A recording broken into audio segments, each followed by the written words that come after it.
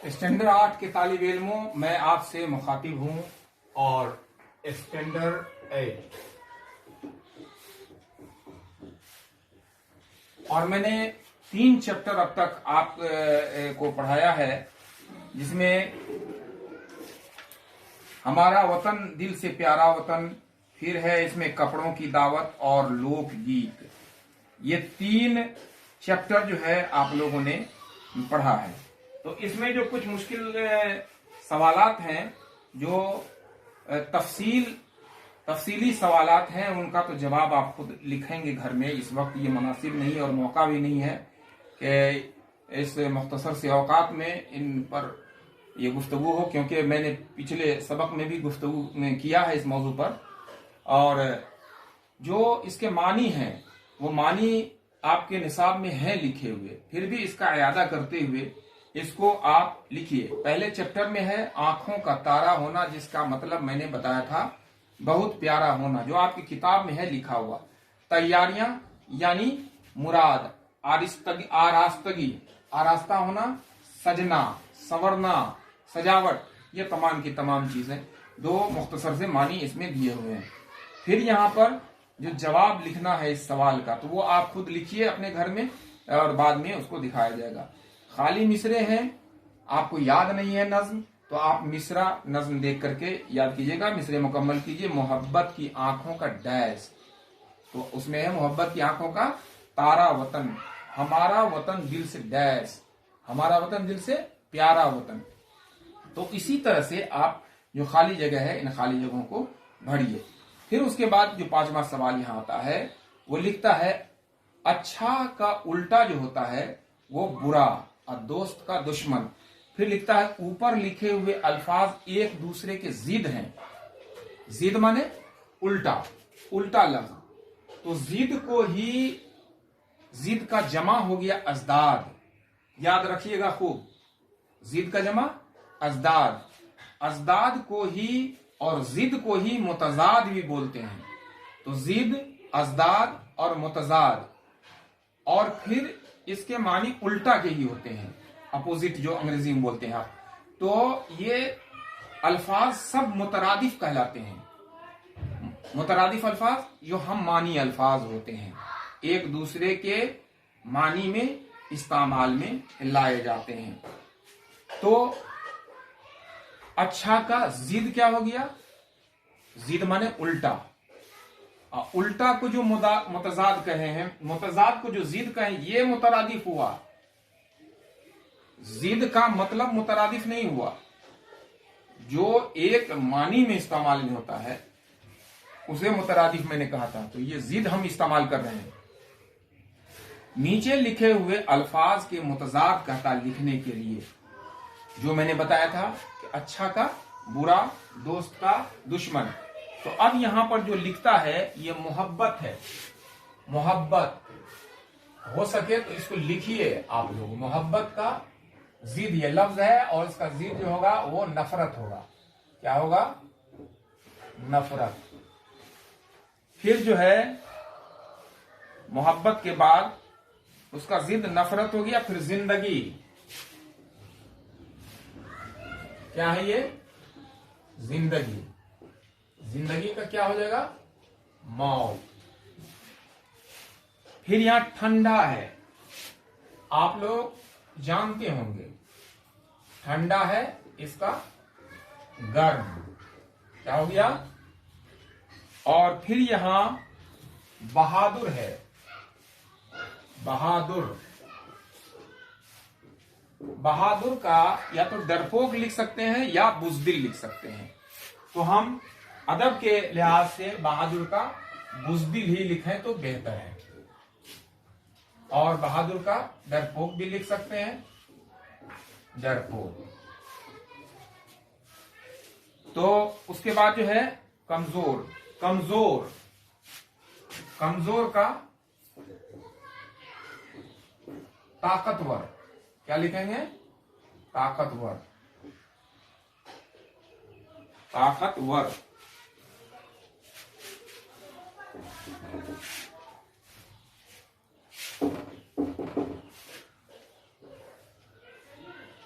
हमने ताकत और वर्क एक साथ लिखा जा सकता है, लेकिन अलग अलग लिखे हैं। अलग अलग लिखने की कोशिश कीजिए आप लोग भी। तो कमजोर, ताकतवर। अब हम कोशिश इस बात का रखेंगे कि ये जो है ताकतवर जो है, कमजोर के जगह नातवा अगर लिख देंगे। नातवा माने भी कमजोर होता है, नातवा माने कमजोर, और तवाना माने ताकतवर। तो अगर हम कमजोर की जिद में तवाना लिख देंगे तो ये एप्रोप्रिएट नहीं होगा, बिल्कुल दुरुस्त नहीं होगा। जहां पर जो जिस चीज का इस्तेमाल होना चाहिए वो वैसा नहीं होगा, इसलिए वो मेरे समझ से गलत हो जाएगा। लेकिन जिसका जो ओरिजिनल एप्रोप्रिएट लफ्ज आता है उसका इस्तेमाल हम करें तो बेहतर है। जैसे कमजोर का ताकतवर हमने यहां पर किया है, तो इस तरह से हम जिद बना सकते हैं। फिर जो है छठा नंबर में है तैयारियां। एक ग्रुप में है और दूसरे ग्रुप में, तो उस तरह से आप निकाल लीजिएगा। जैसे तैयारियां का फुलवारियां है, जैसे झूमना है तो इसमें मिलाइए यहां से तारा, फुहार, फुलवारियां, जोर, झूमना, चुमना। तो झूमना का चुमना हो जाएगा। हमारा तो तारा, बहार, फुहार, मोर का जोर। इस तरह से हम लोग अपने इस सबक को मुकम्मल कर सकते हैं। फिर हम कपड़ों की दावत की तरफ आते हैं। इसमें मानी दिया हुआ है, इस मानी को आप याद कर लीजिएगा। मधु, जिसकी दावत की जाती है उसको मधु बोलते हैं। मेजबान, मेहमान को बुलाने वाला, मेहमान को घर में बुलाकर खिलाने उलाने वाला, तो वो मेजबान कहलाता है। और मेजबान जिस आदमी को मधु करता है, दावत देके बुलाता है, वो मेहमान कहलाता है। नजरअंदाज करना, जिसका मैंने कहानी में भी जिक्र किया था। नजरअंदाज करना एक मुहावरा भी हो सकता है, जिसका मतलब होता है अनदेखी करना। और फिर जर्क बर्क माने होता है चमकीला, चमकीला लिबास पहन के आता है, जर्क बर्क लिबास पहन के। खातिर और मदारात यानी औ भगत करना, ये मेहमान नवाजी करना। खरी खरी बातें, साफ साफ बातें। देखो भाई वो तो खरी खरी बातें करने वाला इंसान है, माने साफ साफ सच्ची बातें जो आमतौर पर कड़वी होती हैं, ये कहने वाला। अब इसको कहता है बुलंद आवाज में पढ़िए, खातिर। तो आप भी पढ़िए, खातिर, खातिर तो से है। अकलमंद, बड़ी काफ का इस्तेमाल है। इस्तकबाल, माफ, तफरीह, शख्स। तो इसको आप बुलंद आवाज में, बुलंद माने ऊंची आवाज में इसको कहता है पढ़ने के लिए। फिर यहां कहता है गौर करने की बातें। साफ सुथरा और अच्छा लिबास पहनने की आदत काबिले शताइश है, लेकिन असल अहमियत लिबास की नहीं होती है, बल्कि किस चीज की होती है? शख्सियत की होती है, जो कि मैंने आपको उसमें बताया था। फिर सोचिए और बताइए, इसका सवाल है तो इस सवाल का जवाब आपको लिखना है। फिर खाली जगह है, खाली जगह का इस्तेमाल आपको करना है, तो खाली जगह का इस्तेमाल कर लीजिएगा। और फिर यहाँ जो है इसमें नीचे दिए हुए लफ्जों को जुमलों में इस्तेमाल करना है। तो आइए इस बोर्ड को हम मिटाते हैं एक बार, और मिटा करके फिर इस पर हम लोग कोशिश करेंगे जुमला बनाने का। जुमला कहते किसे हैं? लफ्जों के मजमुए को, लफ्जों के मजमुए को जुमला, हुरूफ के मजमुए को लफ्ज कहते हैं। जब कई हुरूफ आपस में मिलते हैं और बामानी लफ्ज बनते हैं तो उसे लफ्ज कहा जाता है। लफ्ज बेमानी भी होता है, जैसे मौजू और महमल मैंने बताया था। तो अब हम आगे बढ़ते हैं और इसका जुमला बनाते हैं। जैसे दावत, दावत है आपकी किताब में लिखा हुआ। आप जो दावत को जुमला में इस्तेमाल करेंगे, तो जुमला जब हम कभी कभी कहते हैं बनाने के लिए तो आदमी जिद लिख देता है, आदमी जमा लिख देता है, तो ये गलत बात है। जुमला सेंटेंस को बोलते हैं, तो सेंटेंस बनाना है हमको। तो दावत, आज मुझे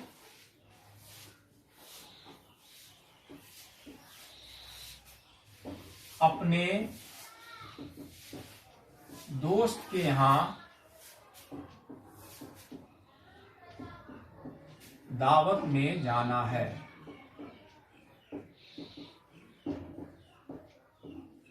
तो इतना तो कर सकते हैं, ये बात तो लिख सकते हैं, आज मुझे अपने दोस्त के यहां दावत में जाना है, ये जुमला हो गया।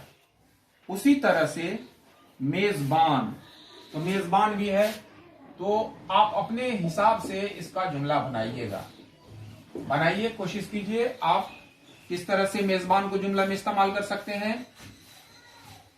और आपने इस्तेमाल किया और मैं आपको बताता हूं,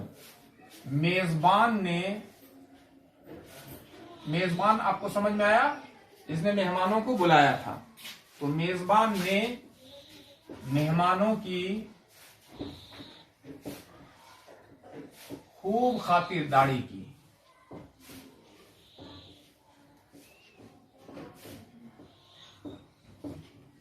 मेजबान ने मेहमानों की खूब खातिरदारी की, तो ये जुमला हो गया दावत और मेजबान का। उसी तरह से महफिल है, महफिल समझते हैं, महफिल मजलिस को बोलते हैं,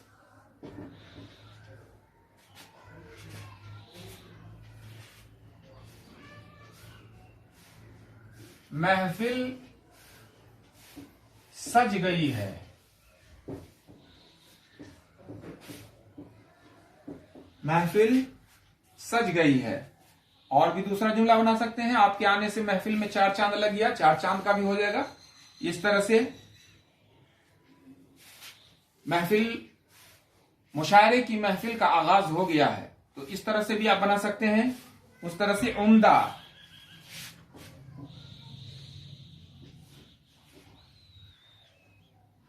बेहतरीन, अच्छा, तो उसने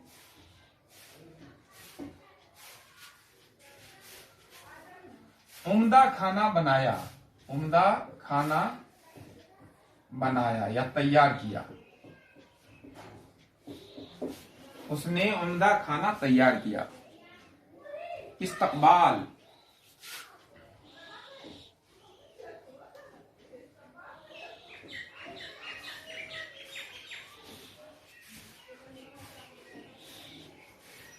हम लोग मेहमानों के इस्तकबाल के लिए खड़े हैं।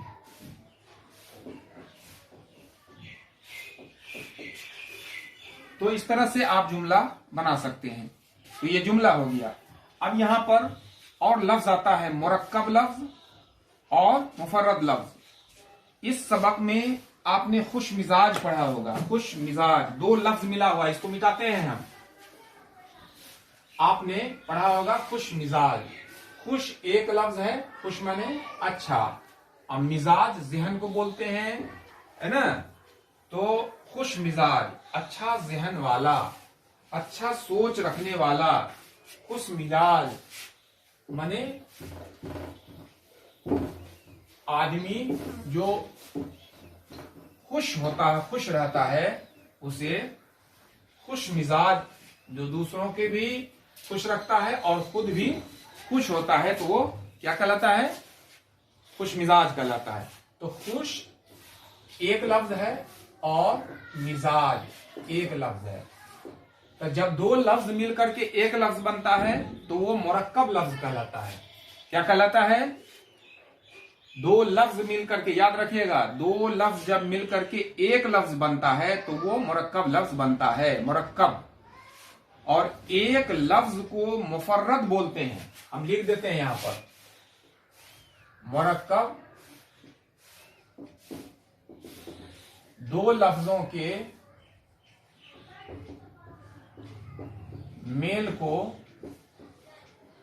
मेल से, दो लफ्जों के मेल से जो लफ्ज बनता है उसे मुरक्कब कहते हैं। जैसे खुश मिजाज मैंने बताया था, यहां पर खुश मिजाज है ना। और उसके बाद मुफर्रद, अकेला लफ्ज को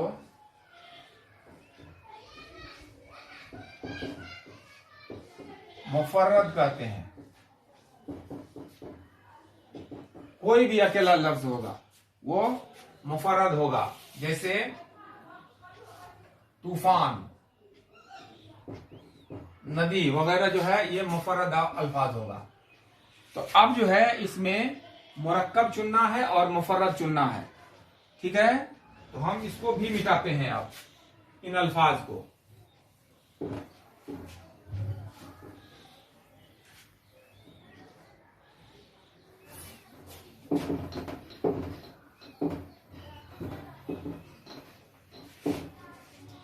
और यहां पर लफ्ज है अक्लमंद,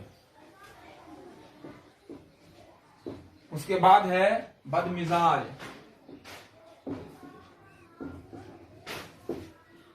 बदमिजाज,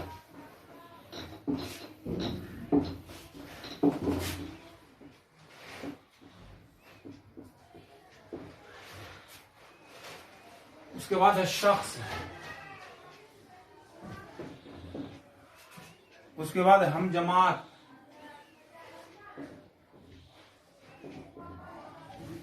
तफरीह, उसके बाद है खुश आमदीद,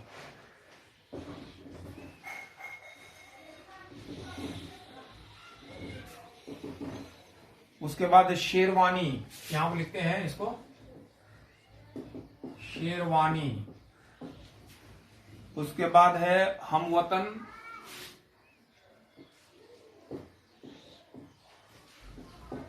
उसके बाद है आफत, और फिर गैर हाजिर। तो अब मैंने बताया था आपको कि जो दो लफ्ज मिला होता है वो मुरक्कब और एक लफ्ज